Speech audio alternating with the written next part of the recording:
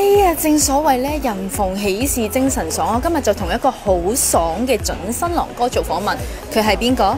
佢咪就係徐天佑咯。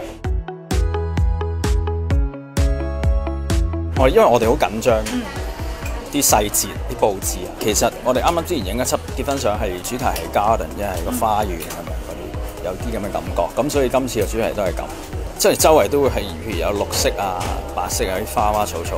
我覺得男人都係俾意見好啲，即係我覺得即係可以加少少嘢咁樣，好唔好啊？咁最後決定都係佢啦，最緊要佢中意啦。